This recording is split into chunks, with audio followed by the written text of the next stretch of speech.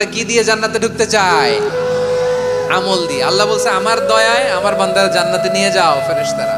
এ বলে আল্লাহ তোমার দয়া লাগবে কেন? সেজদা তো কম দেই নাই, জিকির করতে করতে 500 বছর শেষ করে দিলাম, আবার তোমার দয়া লাগবে? আমি তো আবার আমলেই জান্নাতে যেতে পারি। আল্লাহ বলবেন তাই, ঠিক আছে, আমি চাইলাম দয়া দিয়ে জান্নাত দিব, তুমি চাইলে আমল দিয়ে ঢুকবা, ঠিক আছে, তোমার আমল আর আমার যে দয়া দুইটার একটু মাপ দেই। তোমার 500 বছরের ইবাদত এক পাল্লায় রাখো। আর আল্লাহ বললেন আমি যে দয়া করে এই দুনিয়ার নাজ নেয়ামত বিউটি সৌন্দর্য দেখার জন্য তোমার দুটা চোখ দিয়েছিলাম, দুটা নয় একটা চোখ আরেক পাল্লায় রাখো। রাখা হবে, দেখা যাবে ওই 500 বছরের ইবাদত হালকা হয়েছে আর মুহূর্তের মধ্যে আল্লাহর দেয়া একটা চোখের নেয়ামত ভারী হয়ে গিয়েছে। আল্লাহ বলবেন তোমার কথা মতো মাপ দেয়া হলো, এবার ফলাফল দেখো, হিসাব বলে তুমি এখন জাহান্নামে যাবা, go to the hell fire, যাও এবার জাহান্নামে যাও। মাপ চোখে যখন আসছো আমার সাথে হিসাব ক্যালকুলেশন, যাও তুমি এবার জাহান্নামে যাবা। এবার লোকটা কাচুমাচু করে বলে আল্লাহ আমি বুঝি নাই, আল্লাহ আমি বুঝতে পারি নাই, খেয়াল করি নাই, তুমি আমারে ক্ষমা করো, তুমি আমারে মাফ করো। ও আল্লাহ এবার আমি টের পেয়েছি, এবার আমি বুঝতে পেরেছি তোমার দয়া ছাড়া দুনিয়ায় কেউ জান্নাতে যেতে পারবে না, কেউ পারবে না। আল্লাহ বললেন ওরে গোলাম তুই তো কিছুই ছিলি না, অস্তিত্বহীনতা থেকে তোরে অস্তিত্বে আনলো কে?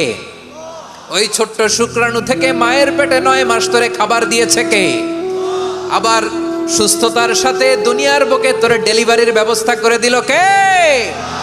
আবার তোর মায়ের বুকের ভেতরে 2টা খাবারের লাইনের ব্যবস্থা করে দিল কে?